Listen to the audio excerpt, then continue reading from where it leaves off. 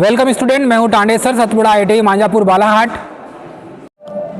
दोस्तों यहाँ पर डीसी जनरेटर को हम 3 पार्ट में डिवाइड करते हैं।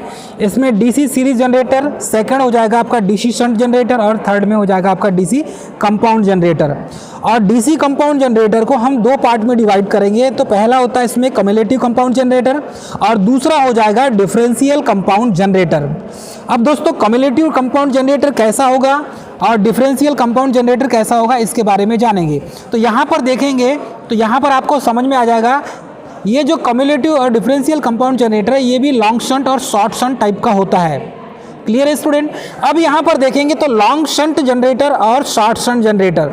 लॉन्ग शंट जनरेटर का जो सर्किट डायग्राम बनता है वो इस टाइप से बनेगा। आपको ये शंट फील्ड वाइंडिंग हो जाएगी और ये सीरीज फील्ड वाइंडिंग हो जाएगी और उसके सीरीज में आर्मेचर वाइंडिंग को कनेक्ट कर देंगे हम।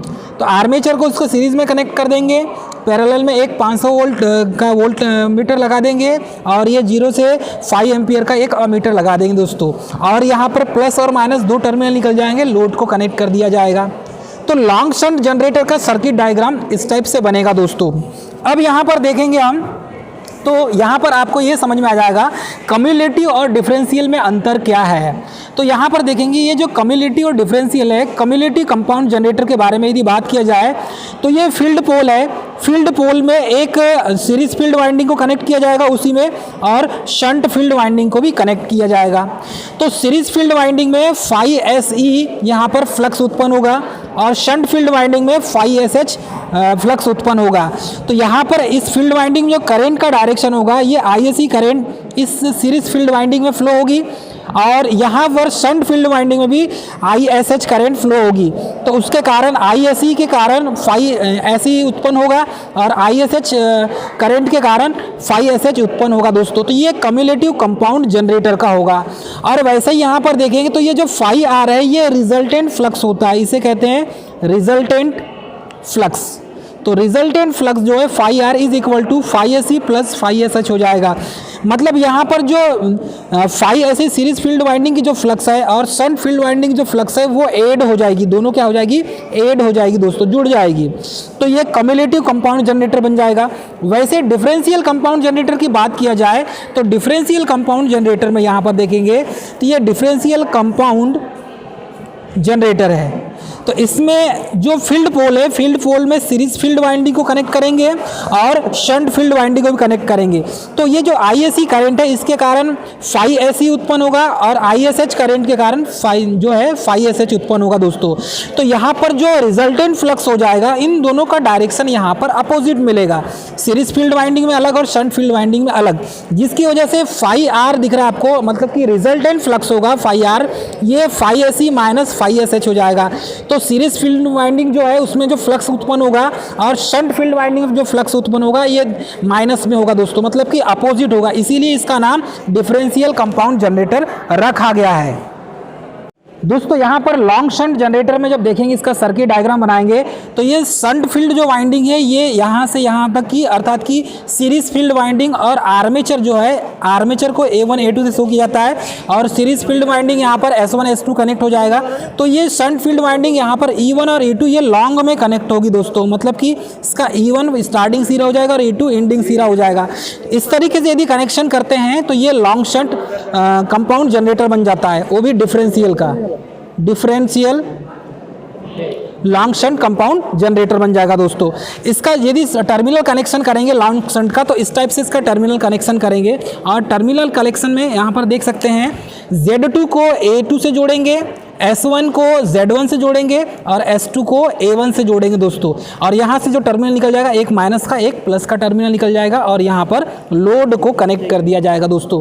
तो इस तरीके से ये लॉन्ग शंट कंपाउंड जनरेटर का हम सर्किट डायग्राम के अनुसार कनेक्शन करेंगे। चलिए देखते हैं इसका प्रैक्टिकल।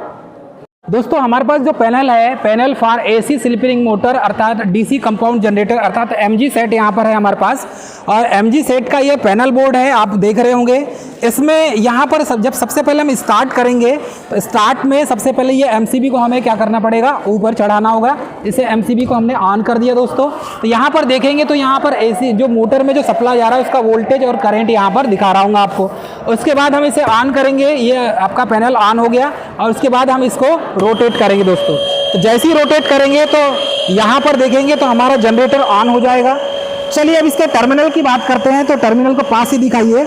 इसमें जो यहाँ पर देखेंगे Z2 को A2 से जोड़ेंगे, S2 को A1 से जोड़ेंगे दोस्तों, और S1 को यहाँ पर हम जोड़ेंगे Z1 से। तो इस तरीके से टर्मिनल कनेक्शन करेंगे। एक बार टर्मिनल कनेक्शन आप देख सकते हैं, टर्मिनल कनेक्शन का ही मेन रोल होता है यहाँ पे। और टर्मिनल कनेक्शन के बारे में यहाँ पर जब कनेक्शन देखेंगे आप, तो ये डबल Z लिखा है, मतलब ये Z2 हो जाएगा, और ये A2, तो Z2 को A2 से जोड़ेंगे, और उसके बाद S2 को हम यहाँ पर A1 से जोड़ेंगे, और Z जो है ये किससे जुड़ जाएगा, S1 से जुड़ जाएगा दोस्तों। और इसके दो टर्मिनल निकल जाएंगे, एक तो S1 से निकल जाएगा और दूसरा निकल जाएगा Z2 से। तो ये सीधे लोड में आ जाएगा। अब लोड में आ जाएगा दोस्तों यहाँ पर। अब यहाँ पर देखेंगे तो एक अमीटर और वोल्ट मीटर कनेक्ट होगा, देख सकते हैं आप, यहाँ से पास से दिखाइए। ये वोल्ट मीटर है और ये अमीटर है। ये मूविंग कॉइल टाइप का अमीटर और वोल्ट मीटर है। अमीटर को सीरीज में जोड़ेंगे सर्किट के, और वोल्ट मीटर को पैरेलल में जोड़ेंगे दोस्तों। लोड बैंक लगाएंगे। अब यहाँ पर हम मोटर को ऑन करते हैं दोस्तों। चलो यहाँ पर स्टार्ट किया हमने, जनरेटर ऑन हो गया। अब ये जनरेटर रोटेट होने लगा दोस्तों, अर्थात कि जनरेटर में यहाँ वोल्टेज बिल्डअप होने लगेगा।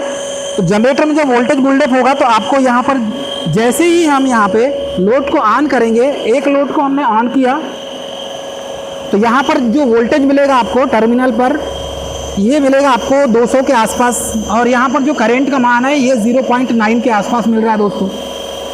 एक लैंप ऑन किया गया है।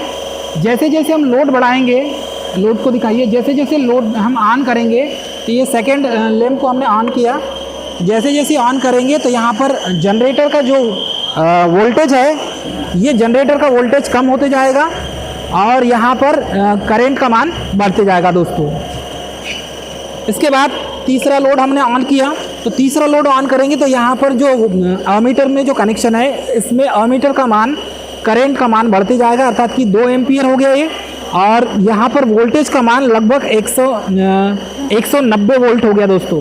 वैसे तीसरा लैंप लोड हम ऑन करते हैं, लोड तीसरा लैंप को ऑन करेंगे तो यहाँ पर अमीटर का मान, अर्थात कि अमीटर में जो करंट का मान है ये बढ़ जाएगा, और वोल्ट मीटर में यहाँ पर वोल्टेज का मान घट जाएगा दोस्तों। उसके बाद इस तरीके से और एक लोड को ऑन करते हैं हम, तो जैसे जैसे लैंप को यहाँ पर हमने ऑन कर दिया तो यहाँ पर वोल्टेज का मान कम होते जाएगा और करंट का मान बढ़ते जाएगा दोस्तों। तो ये है लॉन्ग शंट कंपाउंड जनरेटर का। तो इस तरीके से आप लॉन्ग शंट कंपाउंड जनरेटर का प्रैक्टिकल परफॉर्म कर सकते हैं दोस्तों हमने जो प्रैक्टिकल किया, ये लॉन्ग शंट कंपाउंड जनरेटर का प्रैक्टिकल किया हमने। तो इस तरीके से हमें लॉन्ग शंट कंपाउंड जनरेटर का प्रैक्टिकल परफॉर्म करके आप सर्किट डायग्राम की सहायता से जनरेटर का जो कनेक्शन है वो करेंगे। और उसके बाद इस पैनल से जब भी आप सप्लाई को ऑन करेंगे तो कुछ प्रिकॉशन को आपको ध्यान देना है, जैसे कि टर्मिनल को अनावश्यक रूप से नहीं छूना है दोस्तों। तो इस तरीके से आप लोड बैंक को एक एक करके ऑन करना है, इस तरीके से कनेक्शन करना है कि आपको सुविधा मिले। दोस्तों हमारा वीडियो अच्छा लगे तो हमारे चैनल को सब्सक्राइब और लाइक और शेयर करना ना भूलें। थैंक यू दोस्तों।